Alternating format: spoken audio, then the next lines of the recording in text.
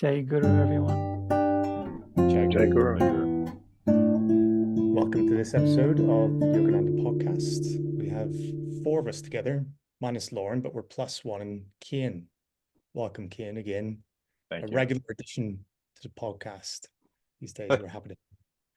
For the past Yeah, couple of weeks.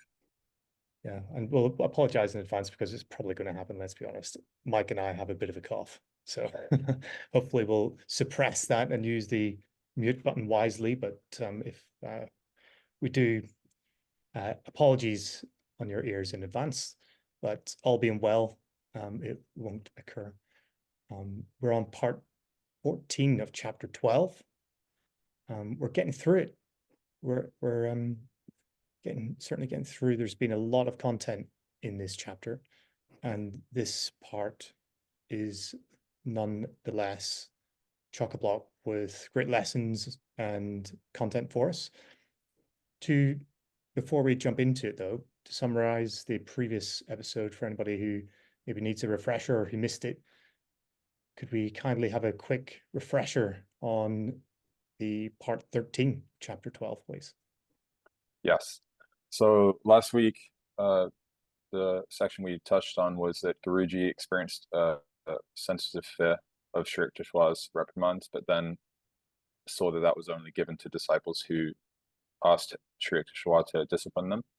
And also that Guruji found once his inner resistance to Sri Yukteswar's discipline fell away, that there was a harmony that came between them. And then he discovered his guru to be trusting, considerate, and silently loving. And the nature of Sri Yukteswar is primarily wisdom, and Guruji's was primarily devotional. But Guruji found that Sri Yukteswar, being a true master, was able to lead him and actually increase Guruji's devotion, being in tune with the infinite. And lastly, that the relationship between the two, Sri Yukteswar and Guruji, was Guruji described as somewhat inarticulate, yet possessed a hidden eloquence. So finding a silent signature on his thoughts and a relationship that transcended just words.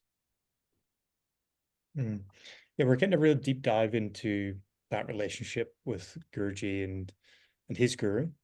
It's quite an intimate insight, really, into the day-to-day living. So I remember reading this for the first time, chapter 12, being quite, I would say, surprised in some sense that it was so detailed. Pleasantly surprised, but yeah, very grateful. Yeah. Certainly Guruji thought it was of some import to give us that insight as to his training that he went through, and probably how easy we have it in comparison. But he certainly was put through his paces, and he nonetheless was very much looking forward to his time with Sri Yukteswar and try to get away to the Hermitage as much as possible. And really his summer vacation, as we see here in this part, the summer vacation in his first college year, we know Guruji was maybe not the biggest fan of his time spent in the university. He would rather spend it in meditation with his guru, and he was slipping away constantly into the Hermitage. But he was then looking forward to his uninterrupted months in the Serampore Hermitage with his guru. Priyank, I think you had a quick comment to make on this initial opening. Yeah, just that the fact that he's impartial, you don't really understand. You can't really fully grasp what that means. You just got to keep it in in your mind as you're reading it. And then there's 1, 2, 3, 4, 5, 6 paragraphs, and then you're then told through that whole 6 paragraphs why he's impartial. So he's keeping us on our toes with our understanding of his text, because we've got to go forward and then refer back to what he said to understand this sentence. Yeah, he definitely built some suspense. Master's impartial justice was notably demonstrated during the summer vacation of my first college year. So this part is actually quite a significant part in the whole chapter, isn't it? That you could siphon it off and we could talk about this for a very long time. This part of the chapter, and Guruji does, you know, make a real significance of this time in his life, and really the lessons that we can take from it. So yeah, he's certainly making a point, and making us aware of what's to come here. First off, he says how Sri Yukteswar immediately made him in charge of the Hermitage. He was apparently pleased and over Guruji's enthusiastic arrival. So I read into that. I was thinking, well, you know, is this some kind of hint as to the enthusiasm that we should have, the willingness that we should have with our service? And definitely serving, if anybody's served at the headquarters, you know, in LA or over in their local local ashram, or whatever it might be in the center in London, it's a real reward to do service there, whether it be cleaning the toilets like I'd done a few times, or just greet people at the doors. You come away with, I suppose, a subtle energy, very, very much feeling uplifted. So there is a great enthusiasm that, once applied, comes with great reward, Frank. Yeah, that's true. But in terms of the leadership here, Mukunda has been thrust into the kind of a leadership role, right, or a supervisory role. And I was just wondering, we could talk about a little bit about how you guys take on leadership. Do you like it, especially when it comes to service, perhaps, but not necessarily just limited to that? I don't like it. You may be surprised. You may be surprised. That is surprising. The number of fronts that you're leading. Gosh, but yeah, no, I don't like leading. I feel like it's too much pressure. So, but I do it out of necessity, because I feel like a lot of people lack the commitment that's required when they're in a leadership role, and then usually it's just that commitment that sees the success through. And then, so if I just see that commitment waning, then I tend to just take over to make sure that whatever is happening is successful, because I can't stand failure. Maybe that's out of the leadership handbook, but it wasn't meant to be. So, and also I really can't stand when people are put into a position when they aren't necessarily the right person, or they don't have the experience for that position, and then that also may mean that it's not being done to the most to the best capacity of everyone there, and to the best outcome. So I can't hold myself back when either of those scenarios occur. Good to be outspoken. But I'd love. I keep telling people this. Like, I would have loved to just not done much. You know, just stayed in the background and just do stuff without people noticing, and not take leadership stuff. But sadly, Guruji does not want that role for me in many walks of my life.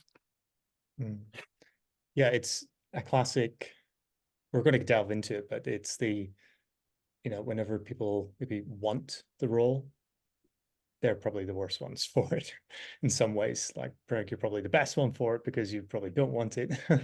Yeah, maybe. You know, there might be some truth in that, the old sort of wisdom, right? I thought whenever I first read this, like, you may be in charge of the Hermitage. Sri Yukteswar was pleased with the enthusiastic arrival. What other people would have been in the Hermitage potentially to be in line for that service, and were they in theory better qualified, or, you know, how do you even qualify somebody? But what I took from it was this pleased over my enthusiastic arrival. I thought that was a bit of a hint as to maybe his qualification. And we know that Sri Yukteswar did indeed have many, you know, more senior people in years visiting him, and being devotees, doctors, and various people as well. So here's a young Mukunda going to university, you know, wide-eyed, you know, bright-eyed, bushy-tailed, coming in and getting in charge of the Hermitage. So I thought it was definitely noteworthy there, and I thought this enthusiasm adjective was maybe a hint. Yeah, sure. And the willpower aspect of enthusiasm as well, because oftentimes, however qualified one might be, but enthusiasm can at least lock that willingness to learn and also apply oneself. So in terms of seeking to do the will of God or help others and do the best ourselves, that enthusiasm, if we even want to get started, we need to unlock the willpower to be able to do anything. So I think it's touched on as a primary driver here. And then someone said to me recently about like good leadership, that a good team player is generally a good leader. And in terms of the way I view leadership, oftentimes I don't register it really. It's just that if we're doing something, if we like doing something and we apply ourselves, then it might be the case that we are, with our own initiative or enthusiasm, in some way leading that effort. And maybe there might be a whole group of us doing that. So then if, as Prink was talking about with if we have and we say competence or qualification or just attention to the detail or the capacity to execute the task that might be required, then it can naturally come, but not being attached as well, which Priyank, I know you're certainly not to just telling people what to do, because that's another thing as well. I think it's about empowering others and to reach their potential in the same way that we want to do it for ourselves. I think the fact that Mukunda is enthusiastic about it is already a sign that he is going to be a good leader, because he has a real willingness to take things on in a kind of new way. It's like Chris said, we don't really know who else was in this ashram at this point, and maybe the feeling I have is Sri Yukteswar was just waiting for someone like Mukunda to come in, bring this new energy, and maybe have some new ideas, and this was probably one of the best things that could happen to the Hermitage. At the end of the day, we don't know this yet, but Mukunda was probably his most famous disciple, and so he starts off strong, has a strong start. We know from Mejda that he certainly had the experience, because from a young age he was, starting gym things and athletic things and libraries and schools and all that kind of stuff, and meditation centers. And in that book, it kind of shows how his leadership skills were and how enthusiastic he was for all those things. So he definitely had the experience, probably more experience than I imagine any of the other ashram residents, even though he may have been younger. Not many avatars around. Yeah, well, what duties would he have had as somebody who was in charge of the Hermitage? Well, you see Sri Yukteswar saying here that your duties will be the reception of guests, number one, supervision of the work of other disciples, number two. So pretty simple instructions there as to his duties. And I suppose the prominent one, to my mind, that we're going to see comes into some kind of, let's say, conflict, is the latter, the supervision and the work with other disciples. So it is indeed the leadership element that we're going to talk about in more detail here. And before I jump into Mike. Yeah, it's just one small sentence, but it's basically everything, right? Supervision of work by others. He basically became his right hand, who is like, especially in Sri Yukteswar's absence, probably is running the whole shop. Yeah, and in terms of the execution of will or leading, that for me personally, in terms of experience, it feels there's a very different consciousness to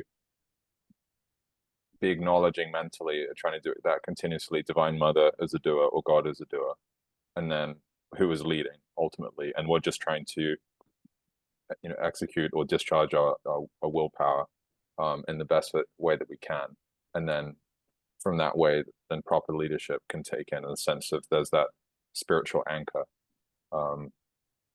rather than thinking, you know, it's us, it's like, this is my idea, and then getting attached to it, and we might not be as flexible or have the humility, or the direction when necessary, needed to properly foster, you know, group productivity. True. But Mike, yeah, good point. It's basically everything.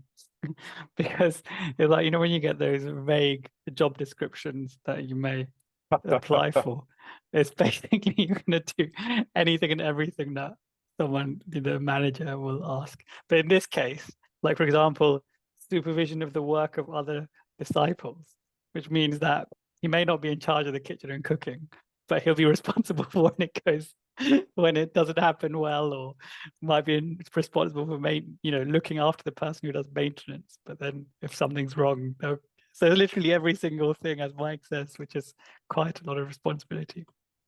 Yeah, he's a general manager of sorts. And there were plenty of guests, it seems, that were coming and going, visiting, seeking advice and guidance from Sri Tishwar. So I'm sure he would be pretty busy just with that alone. But yeah, the sort of heftiness, let's say, was certainly the supervision of others. Enter Kumar, or before we jump into that, Kian. I had a thought about that. Sri Tishwar put Guruji in that position. He was also the ambassador for the ashram in a way, in terms of receiving guests. So he'd be their first point of contact, as well as the overseer for the work of the disciples. Yeah, I deem that's my type of job as a recruiter. You're usually the person that you have to set things off to on a good footing. Right. So yes, here we have Kumar. Enter Kumar, young villager from East Bengal, and he was accepted a couple of weeks later for training in the ashram.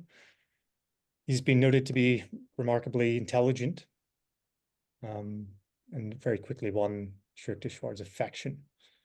Now, this was a bit of a head scratcher, really, as we delve into it, as to why, and it's not necessarily clarified at all. We don't really get that satisfaction of knowing why, but it's left for us to maybe muse over a little bit. But Sri Tishwar really adopted Kumar, as he was very uncritical in his attitude towards him. So Mukunda, or Paramahansa Yogananda, mentions here is that there's an unfathomable reason as to Sri Tishwar's affection towards young Kumar. Kian. Yeah, I think that word unfathomable is the center of that, is in that Sri Tishwar adopting the uncritical attitude toward Kumar, perhaps to demonstrate that ordinary intelligence alone, no matter how great, can't hold one fast on the spiritual path, and it can't bestow liberation or keep us safe. And that there's a higher reason for that. So it seems like one was to kind of to demonstrate that lesson, and also by not having a critical attitude toward Kumar, who maybe represents just ordinary or ego intelligence. If that's done, then it's kind of like, okay, have at it, free choice, you have free will, see how you do, without criticizing yourself. And he doesn't end up doing very well. So it seems there are a number of metaphors and lessons in that attitude that Sri Tishwar took toward Kumar in the beginning. I just have a theory. I don't know. It's not explained here, but my idea would be that Kumar somehow he must have created a lot of good karma to be in this position, that Sri Tishwar would accept him, and to be uncritical of him. He was probably uncritical of him because this was the way to get Kumar, to envelop him into the ashram life. He was maybe not ready to have this stern discipline that Mukunda received. And the second thing that I thought of is that maybe they were friends from a past life, and he was enjoying his company because they were friends from back then. Such a great positive attitude you have, Mike and Kian. In my mind, when I read this, probably not in such a elevated state such as yours. I read, I can just imagine, you know, like in school, in class, you have a teacher's pet that just, you know, they know they're smarter than everyone else, and they just sit at the front and answer all the questions, and just generally be very, very frustrating for the less academically capable students such as myself. But also, like, you know, when someone is just overly being like good and everyone just buys it. Like, for example, if you go to your, you know, when you go to your parents, sorry, if you go, when I remember when I was young, if you'd go to your friend's house, and you do things that you wouldn't do at home, just so Oh, your yeah. your friends' parents might think, oh, look how great this person is. If only you could be like this. But you can really work that. You can really work that system. So I just imagine Kumar to be one of those. But obviously, Sri Yukteswar is definitely not going to be one to be won over so easily. So Mike, I think you're probably closer to the money. Yeah, we're going to see it play out a little bit, where maybe Kumar has a bit of a bitter, sharp edge to him. Possibly, you know, if you think about young Mukunda, or at least Paramahansa Yogananda, the man that he grew into, he doesn't have that, as far as what we can see. He's, you know, as sweet as anything. So maybe this is kind of the Ayurvedic balancing technique that Sri Yukteswar is trying to, although a little bit unusual, because we've read previously that Sri Yukteswar said that he was unapologetically the way he was, and people could either kind of like it or lump it, so to speak. And he, you know, that was stated previously. So this is unusual indeed, and as Paramahansa Yogananda says, it's unfathomable. So yeah, we're left to muse about it, but it is fun to do so, of course. So we have then in the next paragraph, very quick turnaround. Within a month, Sri Yukteswar says to Mukunda to allow Kumar to assume his duties. And essentially he was given a bit of a demotion, you could say. He was told to employ your own time in sweeping and cooking. And the instructions were given to Paramahansa Yogananda, and he didn't seem to complain. There was no comment about how he thought this and asked him why or anything like that. So we don't necessarily know, but we're maybe assuming that he didn't fight it at all. He took it wholeheartedly. Mike? You're right. It's a demotion. It's a blow for the ego. I also think Mukunda had a very sober attitude at all of this. So I don't know if his ego was really rattled by this much. At least he didn't mention it. And if you take a page out of Priyank's book from earlier, where you say leadership is just a headache and working in the background is where it's at, if you care for balance and peace. So I could imagine that Mukunda actually, I mean, he was probably wondering why this happened, but I think he just went along and wanted to see how this played out. Yeah, it's Sri Yukteswar putting into action that uncritical attitude, and it seems putting Kumar in the position to be able to learn that intelligence, you know, go and prove yourself if you think, you know, you're that smart, and also maybe so uncritical or unquestioning of oneself to have been put in such a position so quickly. But also that I think Guruji's teaching a lesson about how to be a good leader in the terms of doing the work of one that's following or not in a position of leading others, but also a good disciple. So just accepting it and not critiquing. And or the autobiography is like a manual of, like, you know, how to live. So all these lessons that Guruji string in throughout is not only a guru, but first learn to be a good disciple. I noted the difference between his attitude, his willingness, enthusiasm in this Hermitage versus the first Hermitage. And you know, that's But it is interesting that we see in the next paragraph that even with Kumar exalted to this position of leadership, there was a silent mutiny, a silent mutiny. It doesn't say that people were up in arms and complaining to Sri Yukteswar about this issue that they were having. They sought other means to get around what was a petty household tyranny exercised by Kumar. So they went to Guruji, to Mukunda, to seek daily counsel. So they didn't, we can see here, they did not actually say to Sri Yukteswar that there was an issue, which is very interesting in and of itself. Like, And I would say that's unsurprising because leadership, like many things, is something that needs to be learned. And Priyank mentioned earlier that Mukunda had some experience in leadership already, and you guys all mentioned the importance of being a team player. And in a good team, you don't need to do a lot of leading as a leader. You just correct here and there. And then if you're an inexperienced leader, you would probably make all the mistakes you can. You're learning on the job pretty much. And so it's an interesting one. I would have thought Sri Yukteswar is letting Kumar run into that one to make this experience. And it's at the end of the day, it's a humbling one. And it's also good for someone like Mukunda to learn how to keep harmony when faced with like conflicting scenarios. For example, Kumar is clearly supposed to make the important decisions because he's in that role, but everyone's asking Mukunda, like undermining Kumar essentially.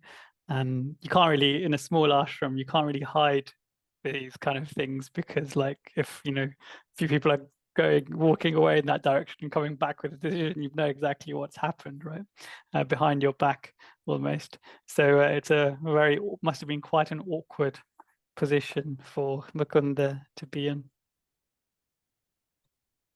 Yeah, and for Kumar being able to, Sri Yukteswar has given him this position, but in terms of his ability to actualize success, his intelligence doesn't render anything more than as it's described, petty household tyranny.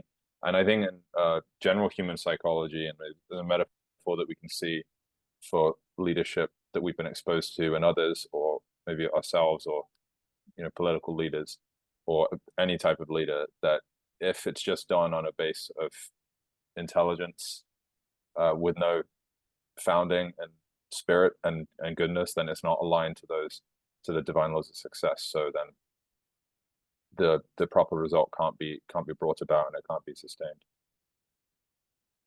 I remember something similar to this has actually happened recently, and without going into the details, and I was speaking to a monk about this scenario, and the monk said, because I was in Mukunda's position in this scenario, and the monk said, so often it's not the idea, the best solution isn't the one that ends up being taken forward. And that doesn't mean that it was incorrect for that to happen. That's the way it was destined to happen. You just have to do your best to point out what your feelings are, make it as clear as possible. And then the most important thing is that you give your harmony and cooperation with the path that's being followed. And that's the advice I was given, and I had to do that with gritted teeth. yeah, the intelligence or the ego in some ways are inextricably linked, where you certainly want things to work out in a different way, but if everything was to be perfect, what need would there be for this world at all? What would be the point of existence? Or ironing the mistakes on. Yeah, for me, it depends on the environment as well. If it's a situation that I feel is inherently good or I can trust, I might be, looking more to see that path of what you were talking about with trying to do the best in the situation. And sometimes I think there can be situations where it's just kind of lawless, and then we have to apply ourselves in a different way. But I think underlying it's still for the same benefit. Indeed. And this went on for 3 weeks. So yeah, Mukunda was in a bit of an awkward position for that length of time. He eventually overheard a conversation between Sri Yukteswar and Kumar. And Kumar was complaining to Sri Yukteswar, saying that Mukunda is impossible. That Sri Yukteswar made him supervisor, but others go to Mukunda and obey Mukunda. And we have a bit of a sharp response first before we get into it. Mike, do you want to jump in the comment? 3 weeks is an extremely short time. That's like a real humiliation, right? Imagine your boss at work gives you a new responsibility, and 3 weeks later he tells you, Yeah. that's not for you, man. So that's like, I mean, we could think 3 weeks is hard to endure for Mukunda, but for him, this is like nothing. This is that there hasn't been much learning on the job being done by this point, right? This is just, I don't know, blink of an eye. Yeah. They say time goes slowly whenever you're not sort of living correctly in some sense. And it's a bit of a difficult thing to live through. So the 3 weeks probably felt long. But yeah, you're quite right. It's short, very short indeed, Mike. Right? It's a great line here, isn't it, about leadership? A worthy leader has the desire to serve, not to dominate. And Sri Yukteswar said that with withering tones. How scary does that sound? If that was you in that position, regardless of what you were getting told off for. The withering tones of Sri Yukteswar, oh man, that sounds really bad. I think if I was ranking the withering tones from each of our 4 gurus, I'd least like to experience it from Sri Yukteswarji. Next would be from Paramahansa Yogananda, then probably Lahiri Mahashai, then Mahavtar Babaji. You can't really imagine Lahiri Mahashai or Mahavtar Babaji like withering tones. I don't know, I can't. Strike the fear of God into my heart with any one of them, to be fair. Yeah, I'm not sure they need that. It's with Sri Yukteswar, I think that not to just be exposed to like withering tones, but to be for the ego to be humbled and formed, and that's what Kumar's getting. So it's an interesting response that someone in previous episodes recently, when we were discussing Guruji's attitude in the previous episode, actually, about when that inner resistance went, there was a harmony that developed between him, or greater harmony between him and Sri Yukteswar. And that with Kumar, he doesn't have that humility, and instead he's complaining and blaming it on someone else other than himself. Yeah, we have the revelation from Sri Yukteswar to Kumar to say that this is why I assigned you to Mukunda to the kitchen and you to the parlor, so you might come to realize that a worthy leader has the desire to serve, not to dominate. So there we have the response from Sri Yukteswar, saying very plainly exactly what Kumar had to learn. Unfortunately, we see in later paragraphs in this part, he didn't quite heed the lesson to its fullest extent. Mike? What do you guys think was the lesson of this? Because I'm pretty sure Sri Yukteswar knew beforehand that he wasn't going to be a great leader, but he wanted to show him that he has yet a lot to learn. I feel that's kind of his way of telling him that if you want opportunities, I give you opportunities, but you have to see that you are not there. Yeah, we know there was lessons, let's say, given to Mukunda, and the lessons were really examples of things that happened in Sri Yukteswar's life. And he gave him a few different examples of moments in his life where X happened and he learned why. So maybe he is a strong advocate of this learning from doing in some sense. And maybe this theoretical exchange. Well, doing for 3 weeks, right? Yeah, 3 weeks. It doesn't waste much time. Yeah. Yeah, sure. And Mike, the point you made about can you remind me of that about Sri Yukteswar and Guruji? Oh, just what was the point of it? Why did he let him run into this situation when he probably already knew that he wasn't going to be a great leader? Right, yeah. And it seems as well as that Sri Yukteswar, the soul has free choice. And so if we think we can handle it, we can. So it's not, a true guru is not going to restrict anyone. And it's about liberation and empowerment. And so on the right path. And so Sri Yukteswar gave him the opportunity that maybe he thought that he deserved because of his display of intelligence, and said, okay, here you go, run with it, see what you can do. And then he learns that lesson of humility in the process. I think it's, in answering Mike's question, I think it's again about that you so Sri Yukteswar tells tells Kumar, saying, so you might come to realize that a worthy leader has the desire to serve and not to dominate. You wanted Mukunda's position, but could not maintain it. So I think there's two things there. Like, you may have great intentions, but you have to see it through. So you couldn't maintain it by merit. So that's humbling. And secondly, and most importantly, Kumar hasn't yet realized that a leader is primarily should serve as opposed to just rifle instructions. Loving That's a good service, phrase. loving leadership. Yeah, I've heard that phrase as well. Very, very good. So we have this, you wanted Mukunda's position, but you could not maintain it by merit, as Prank said. Return now to your earlier work as a cook's assistant.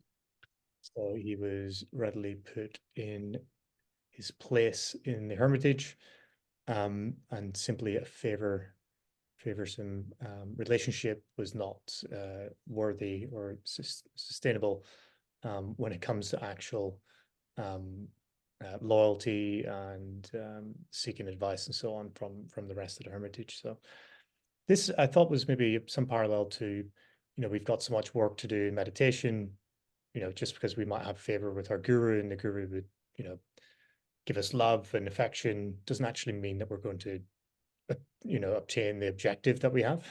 We actually have to do that by merit as well. So it just popped into my mind that maybe there is something for us there. But definitely a lesson in humility, if nonetheless, that this very confident chap, Kumar, could learn from. Kian. Yeah, that's a great reminder that you just said about that we can have the tools in front of us, but we have to put it into work. And elsewhere in the book, there's a disciple of Lahiri Mahashai who asked about, am I ready for the second career initiation yet? And Lahiri Mahashai says no. And then he has little Brinda who walks in, who's just on the first, and he said, remember the exact quote, but that Brinda had sought Lahiri Mahashai out because he was so overwhelmed with joy, divine intoxication from practicing Kriya that he couldn't work. And then Lahiri Mahashai looked to the other disciple, and then he said, I see I've been a poor workman with my tools. So all the opportunity that we have in front of us, but we actually have to actuate it. Otherwise, we can't get there. It reminded me as well, really we've already been down this path in some way with Mukunda himself, that these withering tones were used from Sri Yukteswar to Mukunda. Let's not forget that. This was a similar sort of warning shot across the bow to say, hey, you gotta shape up if you're going to be here. And Mukunda certainly heeded that warning, and we covered that in pretty good detail, where Mukunda surrendered 100% to his guru, that he was going to essentially follow his guru to the ends of the earth, and not question him in that sense. So Guruji took that warning, took it to heart, and really applied it in good measure. But as we're going to find out maybe our friend Kumar did not do so. So this next part is really talking about the rejection of the protection of the guru, as we were mentioning there. And Master Sri Yukteswar oh, sorry, apologies, I'm skipping ahead to lessons. They're talking about the lessons not being heeded. Apologies, folks. So we have this humbling incident that Master Sri Yukteswar resumed his favorable attitude towards Kumar, and he was indulging him indeed with affection. And Mukunda Sri Yukteswar mentions here, who may solve the mystery of attraction, and this is indeed one that we can sort of scratch our heads at a little bit. In Kumar, Sri Yukteswar discovered a charming font, one, however, that did not spurt the fellow disciples. So, Kian. Yeah, Sri Yukteswar humbling Kumar, but then he also, like God, I think this being a metaphor for God in general and the true guru, is that he doesn't hold it against him. So the same, affection is there, and the same. So Kumar doesn't feel like there's any sort of grudge against him, and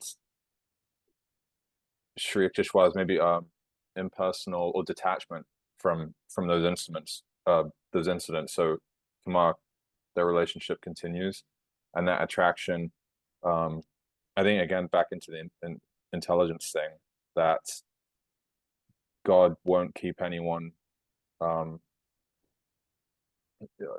push anyone away for any reason, even if they're egotistical, or they're thinking one way, if they're just trying to improve, which it doesn't specifically say here that Kumar is, but that he's been humbled and now he has new opportunities to improve his realization.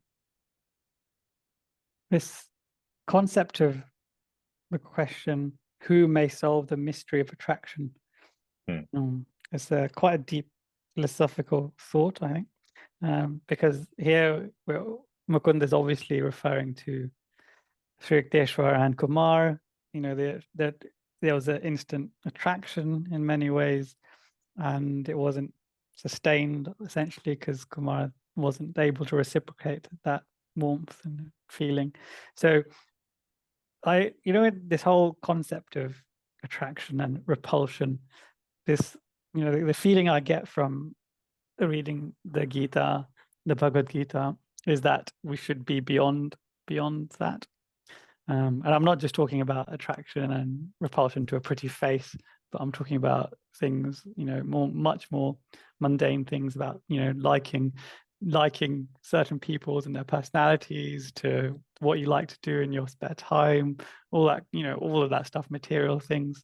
And I thought, I would have thought that by now on the spiritual path, I'd be much better than where I am right now, because I still You might not realize. I thought, actually, it seems so simple that you should be able to crack it, but I'm not there yet, and it's quite a challenge because there's to be beyond that duality is quite a thing, I suppose.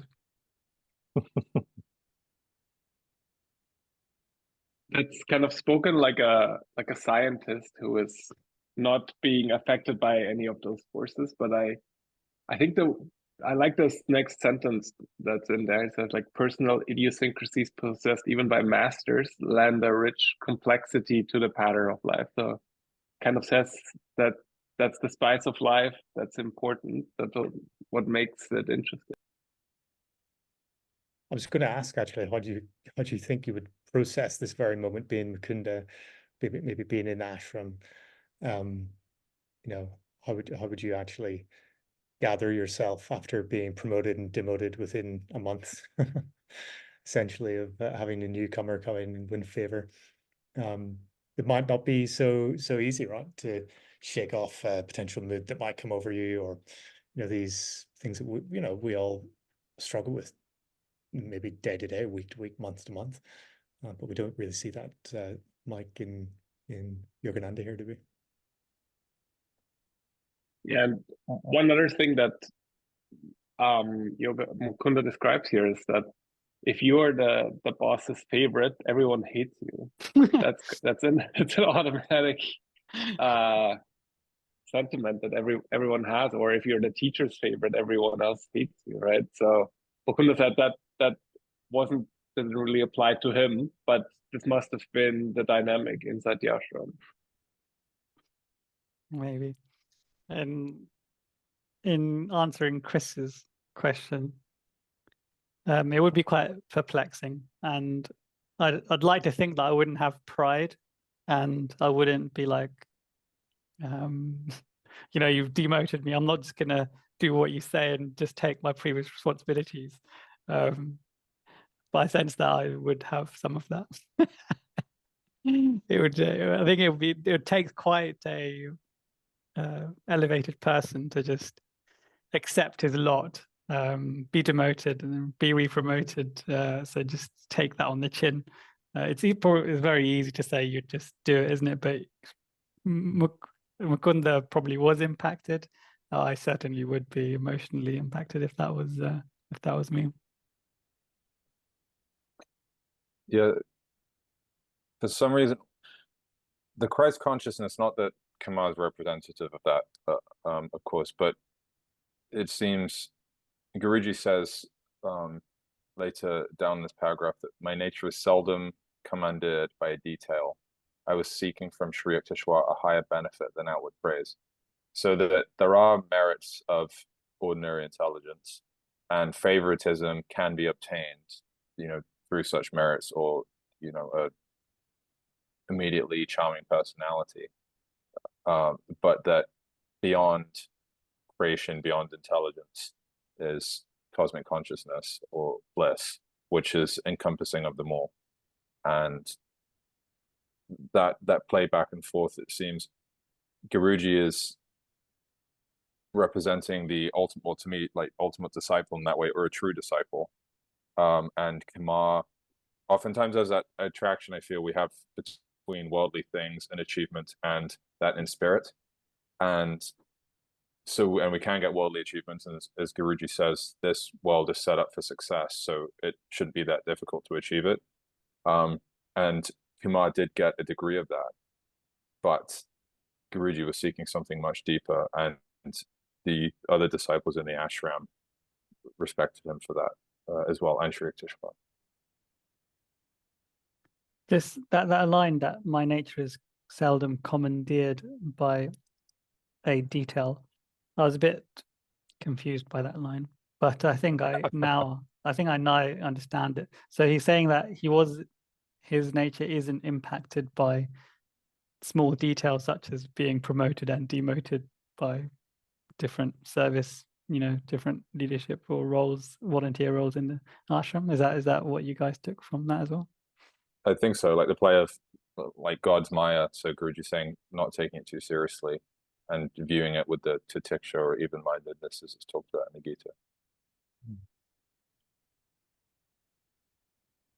Yeah, I don't think maybe Kumar took it as a big deal to be in charge. I don't think Mukunda did. I think Mukunda had a more like sober attitude, where he said that I'm in charge and it's a big responsibility, and if someone else wants to do it, I'm happy to share that. Whereas Kumar's, like Shri Yukteswar said earlier, he did it for the power, not for the service. Yeah, the 4 simple words, I felt no dismay, sort of tell us everything. He was not dismayed by this work. I thought that line, that I was seeking from Shri Yukteswar a higher benefit than outward praise, so subtle, but so powerful. What is encapsulated in that partial sentence is to say that regardless, really, we're going to follow the guru, be loyal to the guru. He didn't lose his loyalty, did he? Because Shri Yukteswar gave him a bit of responsibility and took it away. He stuck to it. So that's the epitome of exemplary service and leadership from our guru here, which is lovely to see. So Kumar, in the next paragraph, unfortunately, we're going to see a bit of a twist in more drama unfold in the Hermitage. Kumar spoke venomously to Mukunda one day without reason, and he was deeply hurt. And I thought, okay, here's maybe to a normal person, let's say, they might have been hurt by Sri Yukteswar demoting and then promoting somebody else and then promoting him again might be quite hurtful. But it doesn't say that at all. It said, I felt no dismay at this, but a word from Kumar really struck him and hurt him. I thought that just showed the sensitivity of Yogananda's position. He was sensitive to the thoughts and feelings of others towards him, but not personal attacks, but not the devotion. Mike. I think when Mukunda said he felt no dismay, I think Kumar felt dismay when this all happened. And that's how I feel those situations came about, that he would speak venomously to him. So basically Kumar came in and into this ashram, and maybe it was like a duel, a challenge between Mukunda and him and ensuing, and Kumar saw himself on the losing side. And maybe that's why it was hard to, basically Kumar would have had to overcome his ego to let harmony ensue, and that was too difficult for him. I think that was one of the problems in the ashram. It comes to mind this maybe an interplay between the devotee and spirit in this line, in the sense of Guruji being spirit. So when Sri Yukteswar is giving him discipline, it doesn't make a difference to him because he's not articulating that it makes a difference to him because he's looking for that. And also all this contextualized with avatars coming incarnated, and they're aware of everything that's going on, past, present, and future. But then when the devotee, that is really on us to cooperate with God for liberation. And so Guruji is not harmed by Sri Yukteswar's withering tones, but if Kumar speaking venomously to him, then saying that he's deeply hurt. So it's almost as if that Kumar choosing his language then has that effect on not that spirit's affected, but then it's also reflected back on Kumar. So it's basically we are what we make ourselves as well. So yeah, that was a metaphor that comes to mind to me. So are you kind of saying that he was deeply hurt also because Kumar is like damning himself by these, right? compassion. Yeah, that's quite a lot of compassion, is it? Yeah. I wondered here, because it's a very vague and ambiguous section. We don't know what the incident was, what was actually said. It's just left to our imagination, but we do know in detail what the feeling was, because it's quite sad, isn't it? You feel quite sad that Guruji was hurt by this. So something very serious must have been said and went down. But it's so, and this goes back to the concept, like, forget the words that people use, what's the intention and the feeling behind them. And here he's writing, he's putting that into practice in his autobiography. The incident is not as important as what the feeling and the outcome was.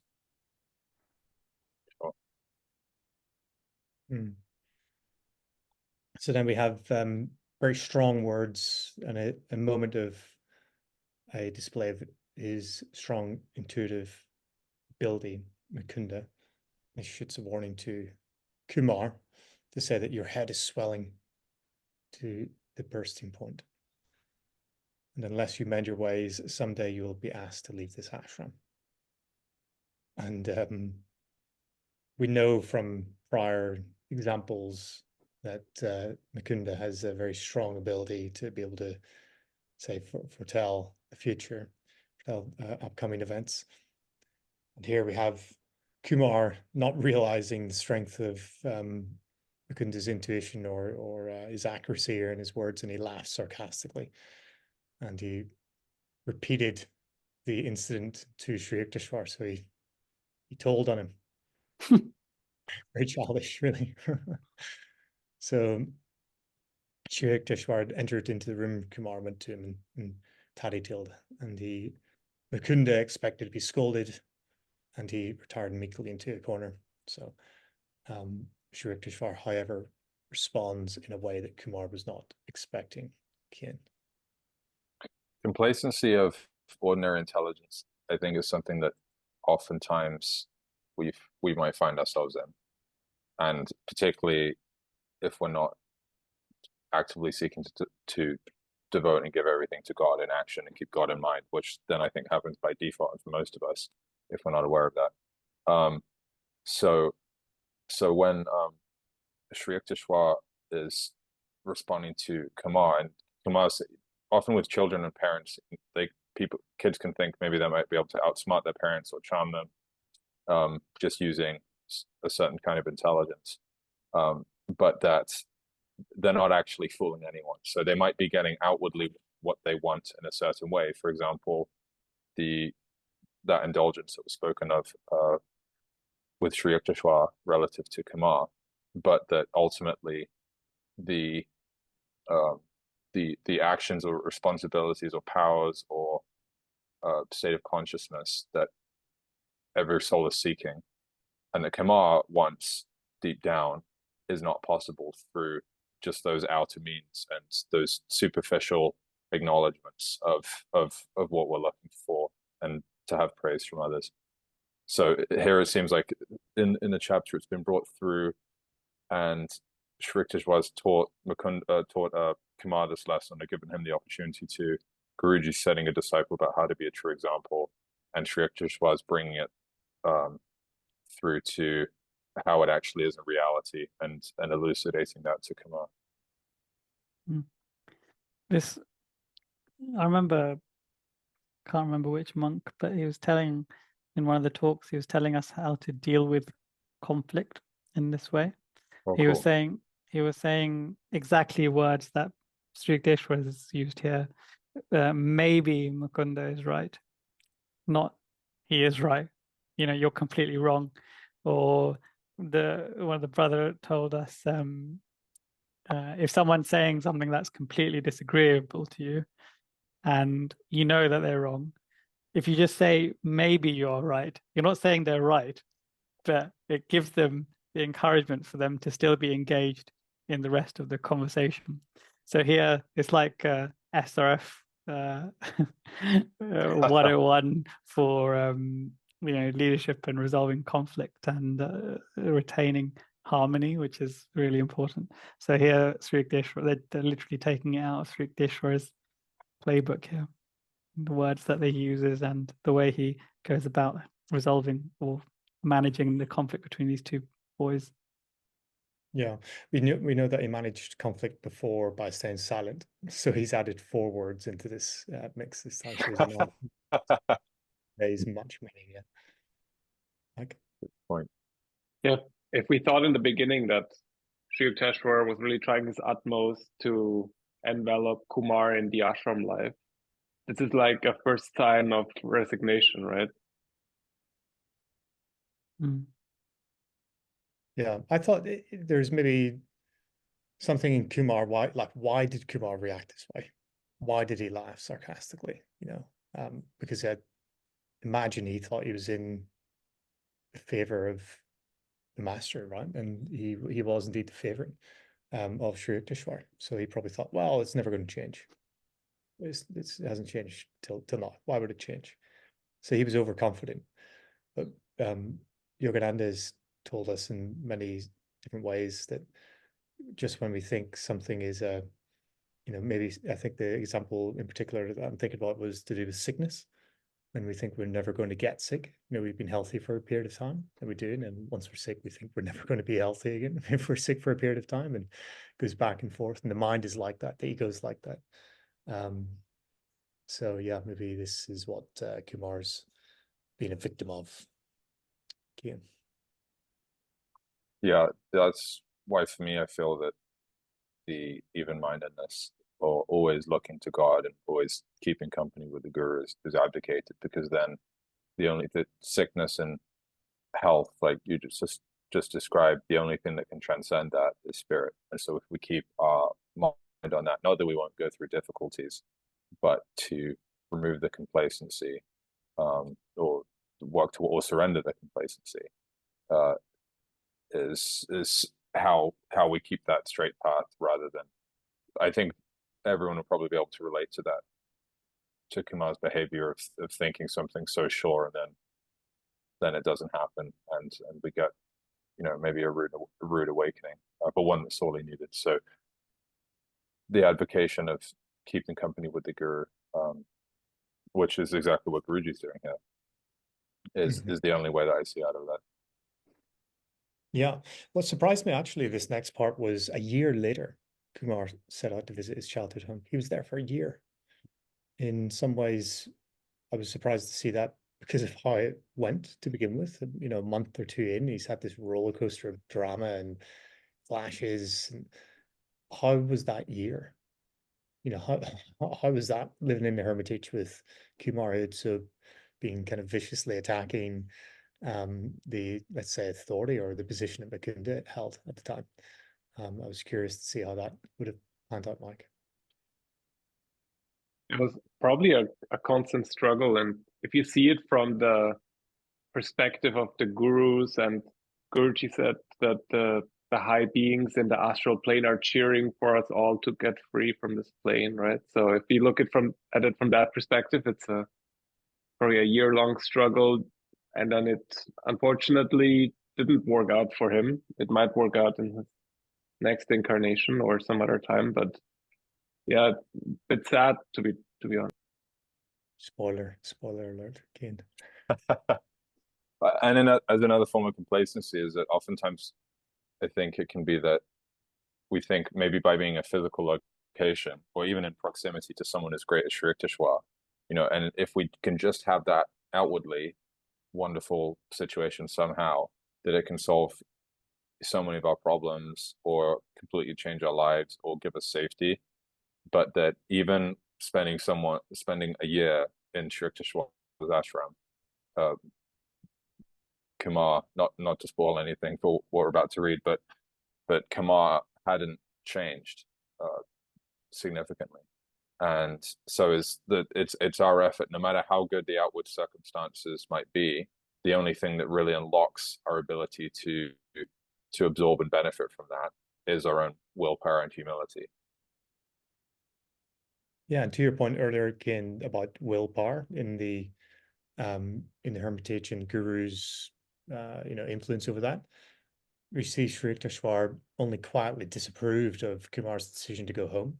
So he didn't actively try to stop him, didn't actively try his way to block his will, but he clearly gave some signals, maybe subtly or so, but Kumar obviously acknowledged them to some degree, enough of a degree to ignore them, to know that they were there. So we know that much, Mike. Isn't that a situation that you guys can identify with? I feel like oftentimes when I've made a mistake, I look back and I see I had this feeling I shouldn't do that. I was there, but I couldn't just place it in the right category, and there was my intuition that told me don't do this, and I did it anyway. So I feel even if the master isn't there, they're trying to. They're doing this, and I love that even when the master is there, he's not in your face telling you it's wrong, but it's quiet disapproval. And my dad always used to say, listen to the little voice in the back of your head. Little did he know that was the medulla oblongata that he was talking about. That's a good point. On, Brad. Right. So we have then Kumar, who really, left to the Hermitage, left the protection of Guruji's, his guru Sri Yukteswar's Hermitage. And we have a note here, actually, just in what we said, that Sri Yukteswar never authoritatively controlled his disciples' movements. And we know that from his interactions with Guruji as well, with our guru, Paramahansa Yogananda. he did say what he thought should happen and then didn't get in the way of that. So he's treating everybody equally, it seems, which is nice. So Kumar's return to Serampore in a few months. So he was away for quite some time. And back then, you know, these trips traveling was quite, you know, long, enduring. They had to travel great distances. It wasn't quite as easy as it is today. But he was away for a few months, which is quite some time. And in that time, he changed to a negative. He took a negative turn to his maybe character or energy. It's not immediately obvious to us here, but it was apparent. And gone was the stately Kumar. So I was surprised even to see this, that Guruji described Kumar's character as stately after everything that we just read, with serenely a glowing face. So that was actually quite a nice compliment. This was that Guruji paid Kumar, that he did have some very pleasant qualities. And only an undistinguished peasant stood before us. I thought actually when I read that, I thought, wow, that's quite a powerful statement there from Guruji. He wasn't mincing his words, really what he meant exactly. I'm not sure about Kane. You have a take on this? I thought that Kumar, Guruji talks about habits, and he talks about that don't just do something for a little while, because we've spent so long in bad habits most of our lives, and even if that's just looked at as not meditating, and that environment is everything, and that we should, even if we might think that a bad subconscious habit has left us, that we shouldn't test that, because that might be just lurking in the subconscious and it will come up if given the right opportunity. So so that Kumar, even with that time with Sri Yukteswar, was the way I was thinking about him not changing, as in that those habits hadn't left him, and so stepping outside of that protection, he became, you know, victim to the world, or he exposed himself to harmful influences.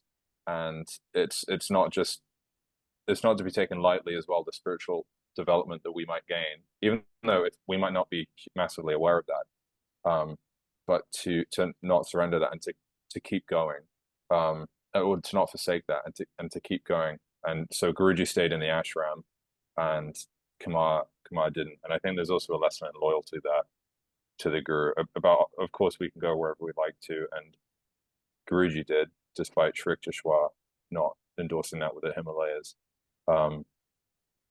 But that loyalty is the highest law, and so to keep on the straight path, to follow it. Yeah, he had acquired a number of evil habits, is how Mukunda had observed, or Sri Yukteswar wrote about here. And this is a pretty sad kind of moment, actually, isn't it? You know, even though you see some conflict and drama in the Hermitage, and obviously it's you would read it from the perspective of a disciple or devotee. You wouldn't want somebody to be giving your guru a hard time such as this. So you kind of root for Guruji in this sense in some way. But you don't want to see it, do you? You really, I thought, oh, we all like a happy ending in the end. This is not the happy ending that any of us were hoping for. This is quite the opposite. And my reaction was very much that I was very disappointed to read it. And more disappointed on the second time, even though I was so I'm still rooting for Kumar, still wanting him to change and everything. And I think that's how Guruji felt as well, Mike. I think he'll be fine. They say even Judas in his incarnations after found God in the end. So I think just because you're not successful the first time, you just have to keep trying. I forgot my initial point now, though, but I jumped on that one, so that's fine. Yeah. maybe you remember it. Guruji, in his writing and his teachings, it's like there's never a rule, that it's the insight can come from any angle and whatever is most relevant at the time, rather than getting stuck in this a box. And so here there's some compassion in terms of, or there's some acknowledgement of, it's almost like Guruji's gone was the stately Kumar with serenely glowing face.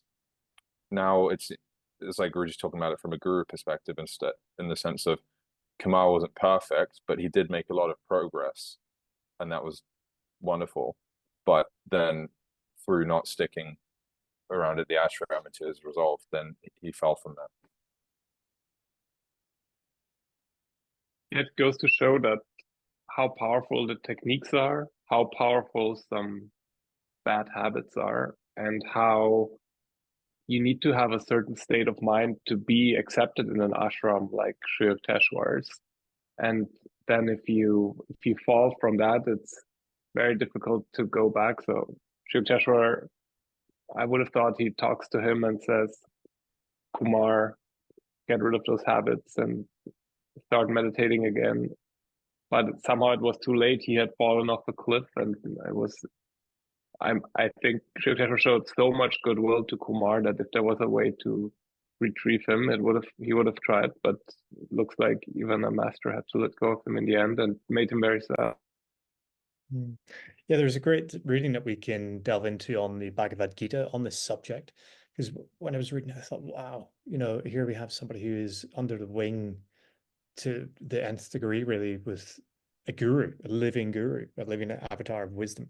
And still, this person can fall to the wayside. Still, this person can go back or develop new evil habits. I thought to myself, like, wow, what chances do I have with this? But what is that compelling force? What is that? Is it the bad environments? What is it that can allow for something like this to happen? And so we can read this out. First, Mike, do you have a comment to make before we jump into it? Yeah, remember when Sri Yukteswar and Guruji first met, Sri Yukteswar asked Mukunda that if he should ever fall, that he would not let him and raise him back up. So that was symbolic, I think, because this wouldn't really happen, but it goes to show that this is something even a great master like Sri Yukteswar thinks about. Yeah, definitely. That's a good point. And I doubt he would have said those kind of words to Kumar. Maybe not. Indeed, we don't know. But certainly, this is a force that's. I think Guruji put it to say that we should be able to measure what it is we're up against. We should be able to look at it and say, okay, well, there is a significant force there that we should know the enemy. Right. We see this in the Bhagavad Gita, laid out for us, chapter 3, verse 36. If anybody wants to delve into after. And Arjuna said, "O Varshnya Krishna, by what is man impelled, even against his will, to perform evil? Compelled, it seems, by force." So we're going to jump into the commentary. Mike, take us away. Every man sometimes experiences a peculiar state, even as he strives toward virtuous action. He seems to be dragged into temptation, almost by force. Many a moralist trying to control the strongest mental and physical impulse created by nature, the sex impulse, finds his mind driven seemingly automatically to sex thoughts and sex desires, and consequent illicit sex acts. Attraction to pleasant tastes and odors, or even to beauty, art, and music may harmfully lure the strict ascetic who wants to rise above them and concentrate on self-control. Concentrate. Repeated performance of good or bad actions forms good or bad habits. Habits are psychological automatic machines that enable man to perform actions without conscious effort. To be able to perform good actions under the compelling influence of habit is beneficial, because good habits make easy the performance of good actions. The psychological machine of a good habit can create good activities by mass production. Without the automatic power of a worthy habit, a fresh, difficult effort has to be made each time one strives to perform a good action. A person is free to choose between good and bad actions before his inclinations solidify into habits. Once he becomes used to good or evil, he is no longer free. Even a devotee who is not easily influenced must guard against the unconscious creation of bad habits. If he has already been poisoned by a bad habit, he should cure himself by continuously using the antidote of good actions, good habits, and good company. Strange as it is, often a person, even while loathing his own actions, finds himself indulging in anger, lust, prevarication, dishonesty, overeating, sloth, disorderly life, and so on, owing to his careless creation of bad habits. Bad habits of past lives appear as strong moods and octopus-like inclinations, whose tentacles are strengthened by even evil company and thoughtless actions. Wrong tendencies should be curtailed by man's seeking good company and practicing self-control, and he should wholly consume those evils with the fire of discrimination and meditation. There we have it. I remember reading in another verse of the Gita that we have karmic seeds that are within us, both positive and negative, and they're always looking for any scenario to find expression or germinate. So until we essentially have practiced Kriya for so long intensely, where like Guruji describes those seeds, those past karma seeds are cauterized, as if cauterized. So until we've done that, they're always there, they're like in the background, dormant, but ready to strike at any moment. So we have to always be vigilant, even if we think we've mastered it, until Guruji just says until we've attained the Savikalpa or Nirvikalpa Samadhi state, we haven't. we can always fall prey and fall from grace. Yeah. Interestingly, it said here in this section that, a moralist tries to control the strongest mental and physical impulse created by nature, the sex impulse, and finds his mind driven seemingly automatically to sex thoughts and desires. And this seems to be what happened to Kumar in some way, that yes, he went into back home and he was away for a few months and probably in bad environments, but maybe this characterizes Kumar in some way, that he was, strong intellect and he wanted the power of the leadership position, but really wasn't ready to wield it in any way. And yeah, maybe he was more of a moralist than, the actual applier of the teachings, which is, as it says at the bottom, the discrimination and meditation. So yeah, interesting section that. Okay. Yeah, and even as the issues that were in the ashram described of Kumar, it's like two different perspectives. There's one is like the soul seeking perfection, and then in the ashram environment, Kumar receives that analysis from Guruji, or that elaboration about what his nature was like, and which was plenty of room for improvement. But then even with that, it's still better to make the effort than to not be on the right path at all.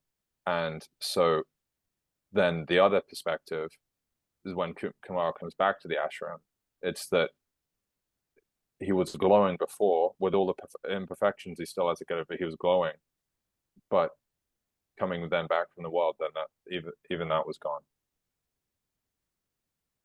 And we're good to see the rejection of the protection of the guru, which is the big issue really here. And the Master Sri Yukteswar summoned Mukunda brokenheartedly, and he discussed the fact that Kumar, referred to here as the boy, was not unsuited to the monastic hermitage life.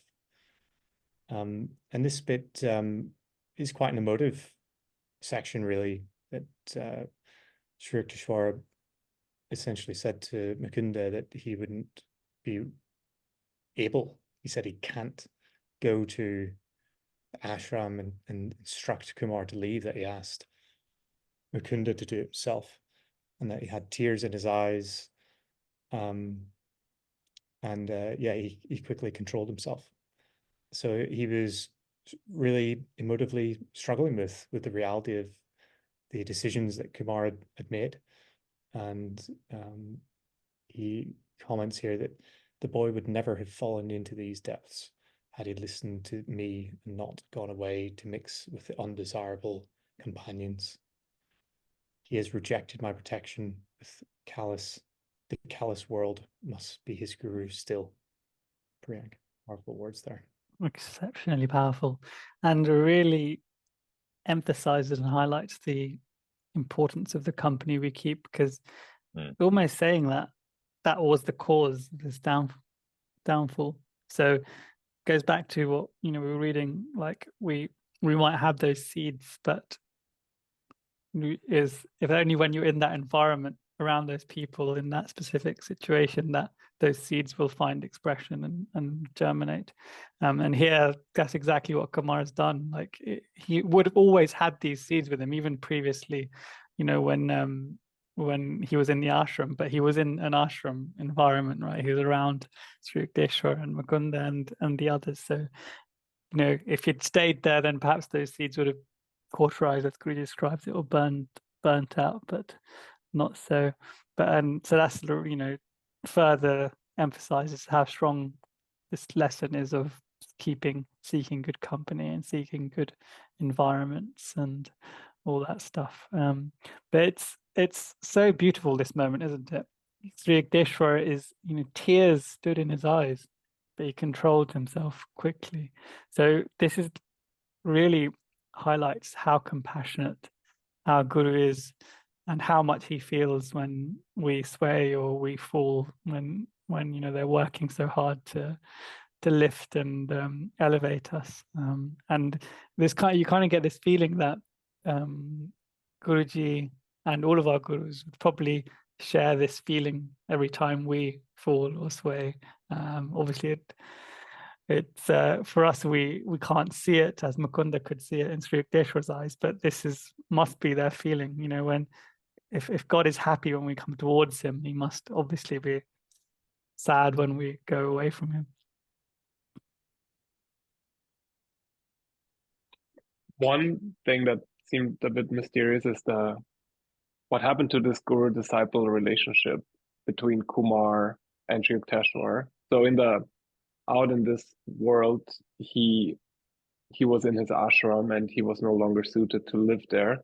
But was he still his disciple, and would this connection remain into another lifetime, or is this actually the way where their connection is being cut and that's it? I was wondering that, because I didn't really know that a guru-disciple relationship could be cut like that. It sounds incredibly cruel. And yeah, like we said, we are all cheering for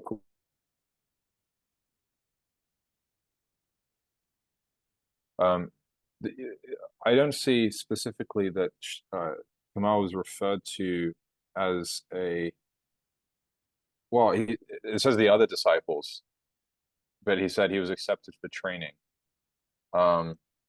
So yeah, as we know, the guru-disciple relationship you can't sever, but that we can, even if that's rejected, then the guru's not going to pin us down and say no, accept my training. So, and with Kumar, his attitude toward Sri Yukteswar and Guruji, and he's referred to as a boy, then as not as someone accepted for training. So yeah, it's also perhaps a warning for us, in the sense of, or a caution to not be complacent. Coming back to your point, Mike, yeah, it does feel quite sad, doesn't it, to think that Guruji is saying that he's rejected my protection, and it's essentially that he has rejected his protection. It's not like Sri Yukteswar has rejected him.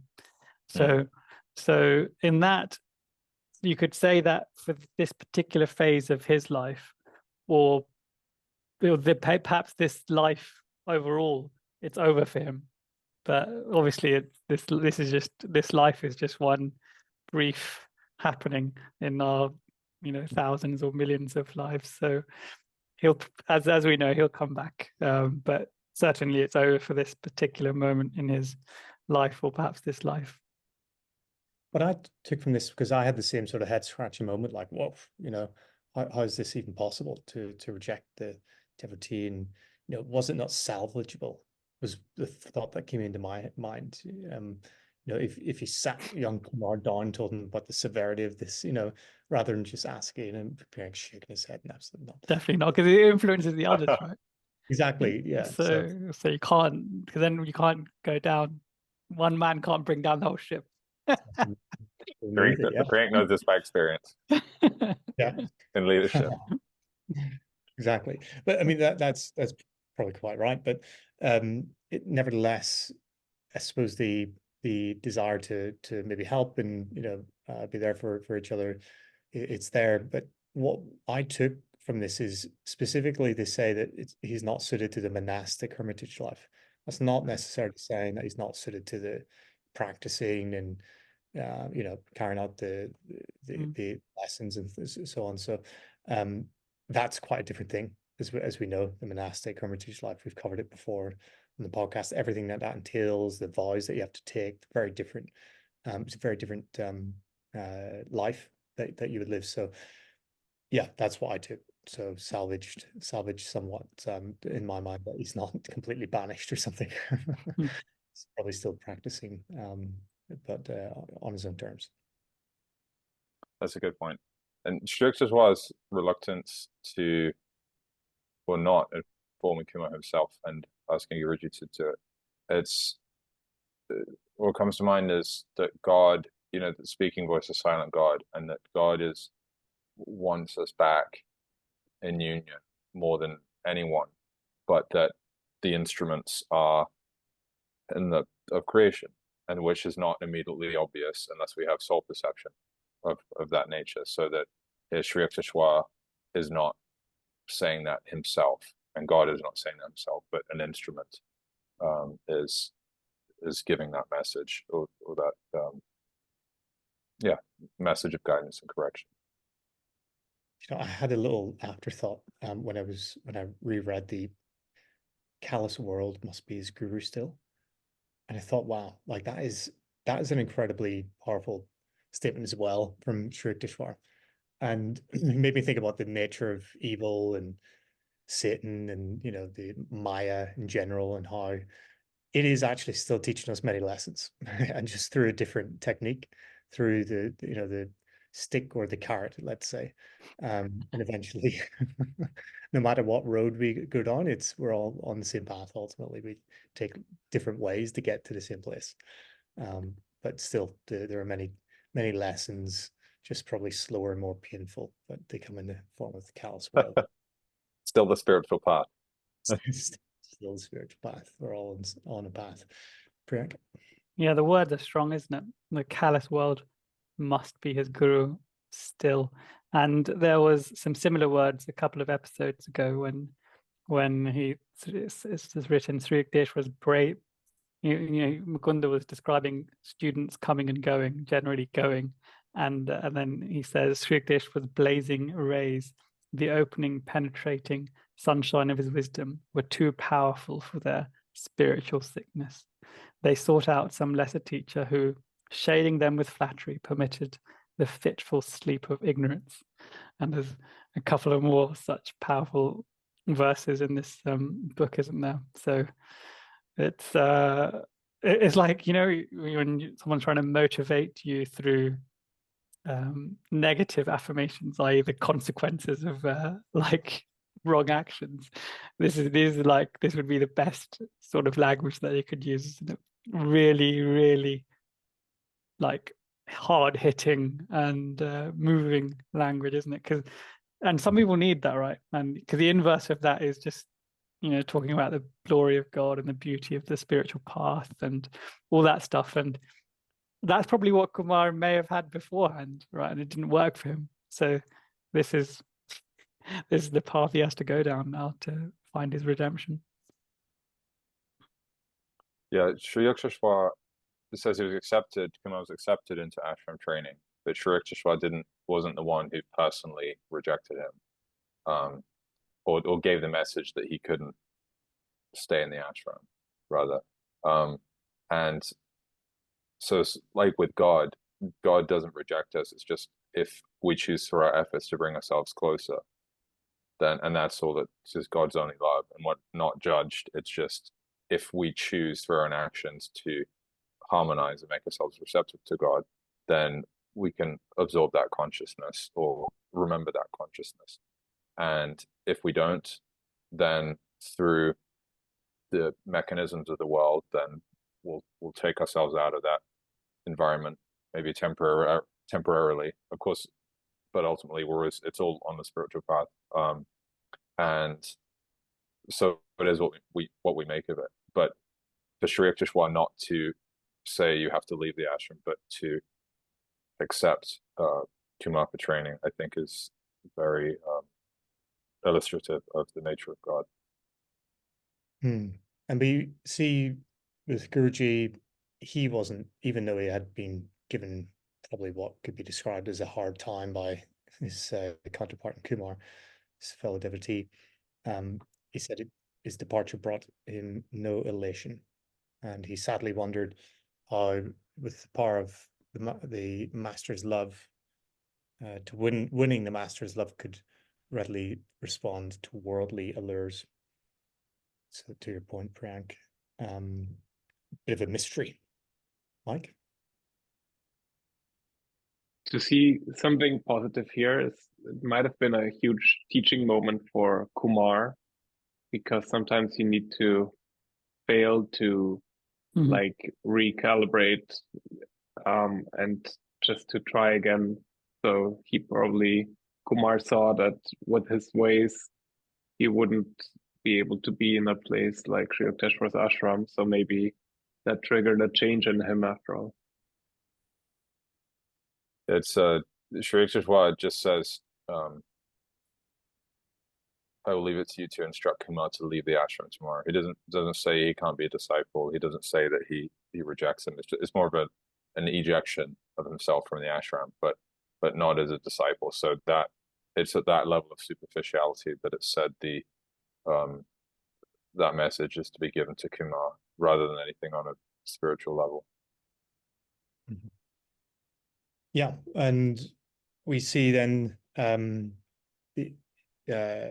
Mukunda, having observed what's happening, Paramahansa Yogananda here is telling us that the enjoyments of wine and sex are rooted in the natural man. To appreciate them, one requires no delicacy of perception.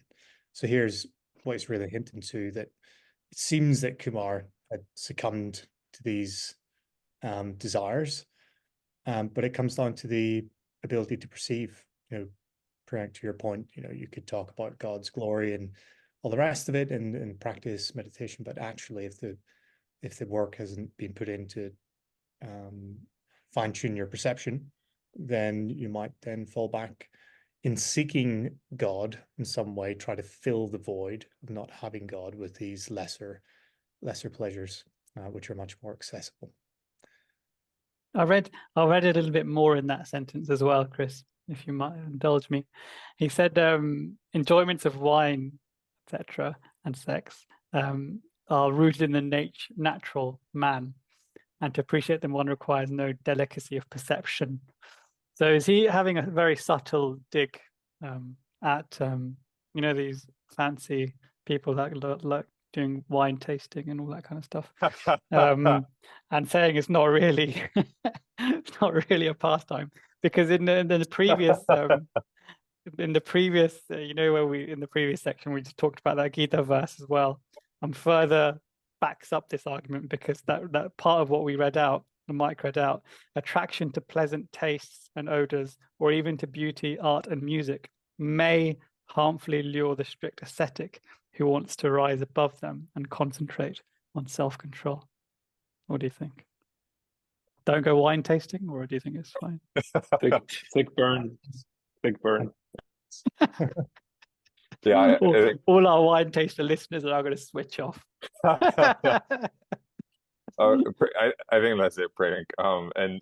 But metaphorically as well, as you mentioned, and that if Guruji says about the sense, the world is set up to be successful in a worldly way, to make money or do whatever acts and achieve status.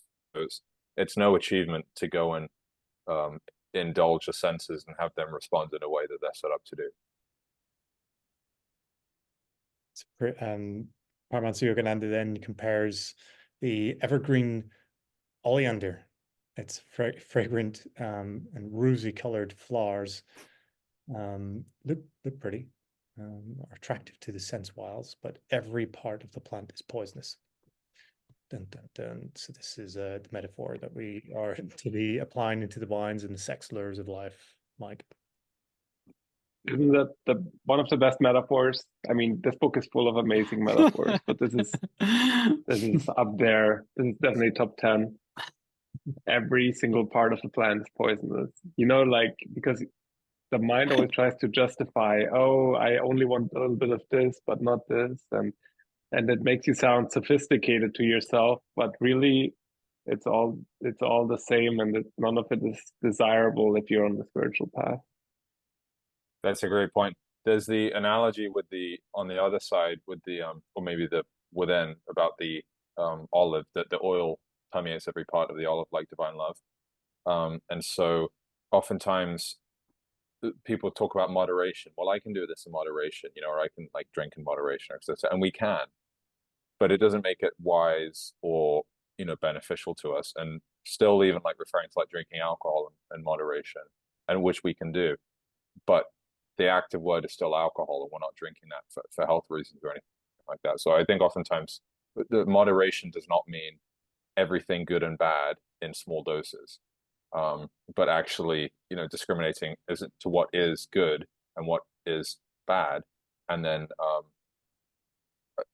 not overindulging on those things that are beneficial to us, but keeping optimal health and trying to help ourselves outwardly as much as possible, as well as inwardly. I like it, Mike. So I've just highlighted that just in your honor then, Mike. Does that also mean that we also have to, each of us, get this evergreen oleander plant and put it somewhere near us so we can always remember it's poisonous, don't go near it? That's a good reminder. I hadn't heard of that plant. I don't know much about gardening, but I learned a lot of English and things from this book. So botany as well, apparently. That's right. Priyank has a flawless English garden. It would fit there perfectly. Yeah, maybe. Trying to make it flawless is God's not letting me. Is creation flawless? Exactly. And there's a great line to follow this as well about healing. And Frank, could you read it out just in the text of the scope? Yeah. The land of healing lies within, radiant with the happiness that is blindly sought in 1,000 outer directions. Okay, next.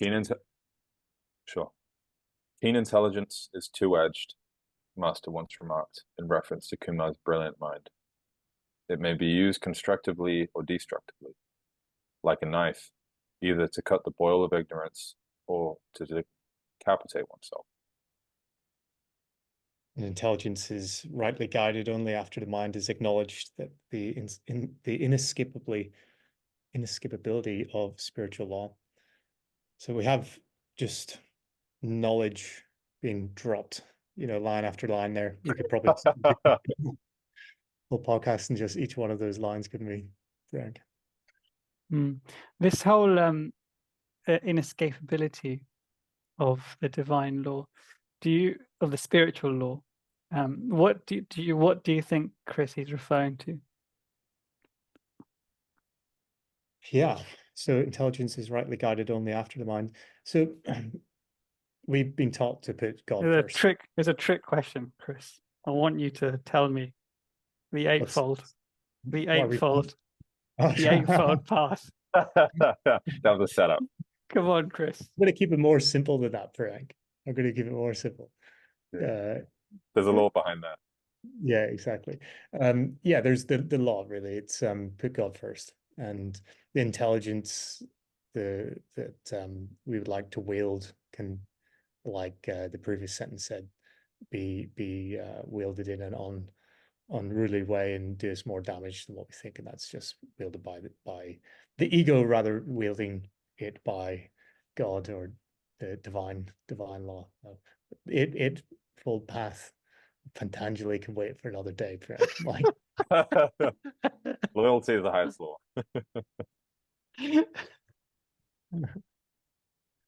When I least expect it. So go ahead, Mike. This comment here on intelligence is very interesting because Guruji often says we should seek good company, and one could think company of intelligent people. But I don't think that's enough. I think intelligence is something that is not inherently good. Intelligence is just the tool that some people have and some don't, and you can use it to do incredibly harmful things. So I think a lot of the people who did the worst things in the world, they were incredibly intelligent, and so it's not inherently a good thing. And that's what Guruji says. You need to have intelligence, and it needs to be rightly guided by spiritual law. So otherwise, it can be cause of great. Mike, is it only some people have intelligence and some people don't, or some people have tuned themselves into it more or less? I mean, I think intelligence is also a skill, and not some people. You meet them and you see immediately they are of high intelligence. All I'm saying is that doesn't always have to be a great thing. Yeah, sure. And tuning into God's intelligence is the Guruji says, and Brinda again, who's one of the disciples of Lahiri Mahashai. He couldn't read. He was illiterate, but through his practice of Kriya, he developed his intuition so much that scholars sought him out for difficult points, and that all intelligence comes from God, and which Sri Yukteswar demonstrates his wisdom. And the use of two-edged here is the keen intelligence being two-edged. So keen intelligence being like a knife that, like for me, that what it might be cutting towards, or that raises the edge of the spiritual path, cutting, toward God realization. But that we should be careful not to fall off on one side or the other, because then we can associate that with bad, as you were saying, Mike, about using intelligence for harm, but also just egotistically for things we think are good or impressive to other people. There was a great footnote connected to the poisonous evergreen oleander. It's footnote number 19. There's quite a few footnotes in this chapter, but this one's pretty short and to the point in a sense, and it makes the point Yogananda says that man is in his waking state puts forth innumerable efforts for experiencing sensual pleasures. When the entire group of sensory organs is fatigued, he forgets even the pleasure on hand and goes to sleep in order to enjoy rest in his soul, his own nature. Mike, there's another line here, and it's Shankara, the great Vedantist, that he wrote. Could you kindly read that for us? Ultra-sensual bliss is thus extremely easy of attainment and is far superior to sense delights, which always end in disgust. Beautiful. So yeah, a lot there to unpack.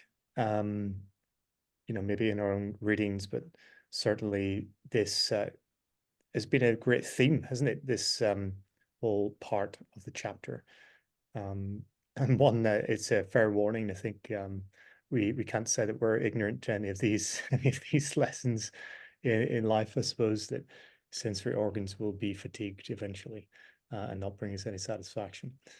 Priyank, you have a comment? Talking about that fatigue, I was wondering if anyone explained this section to me.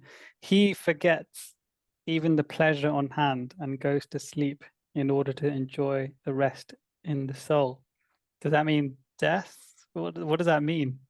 I think it's sleep, and that so when we're seeking stimulus, so the energy outward seeking stimulus, but when that's satiated, and it's so overwhelming, and that sense engagement takes a lot of stimulus, and so at that point, then we want to go to sleep, and which we do, and then that's an unconscious seeking of the joy of the soul, and that then later when it's said about the ultra sensual bliss is bliss of extremely easy of attainment, because if we're just focusing on meditation, Kriya, then we don't have to go through that experience of, it's almost like this equivalent of suffering.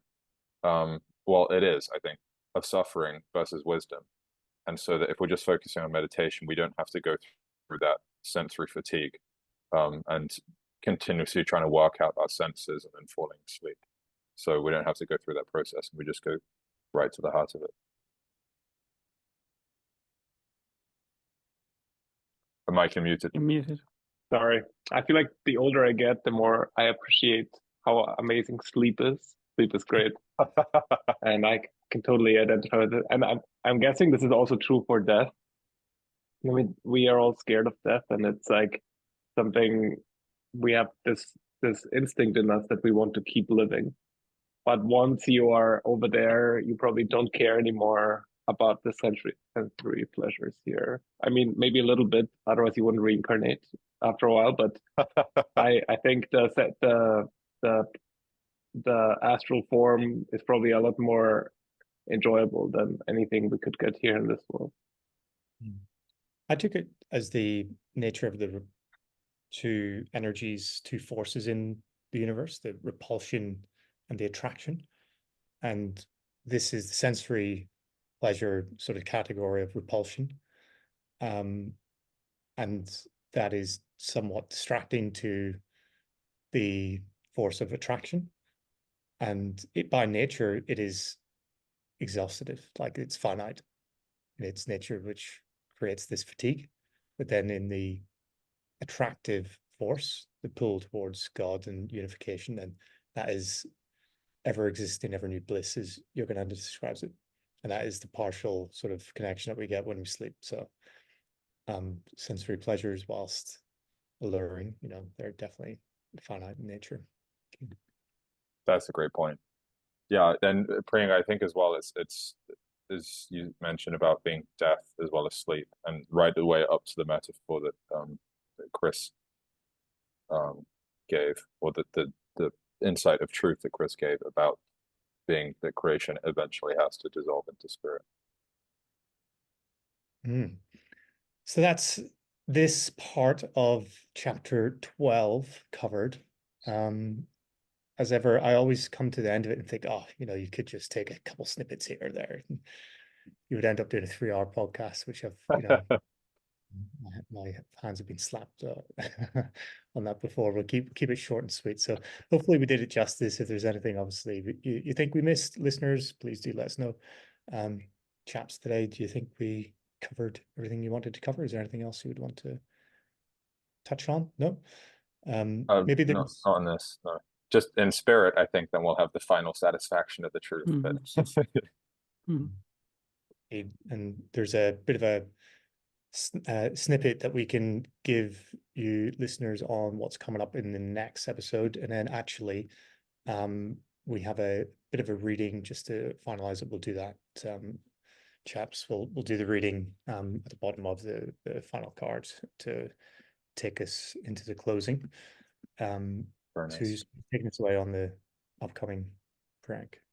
Yeah, so next week we're going to talk more about sex, actually, and how women are blamed for the downfall of man, essentially. Going back a little bit to the Adam and Eve story, touching on that.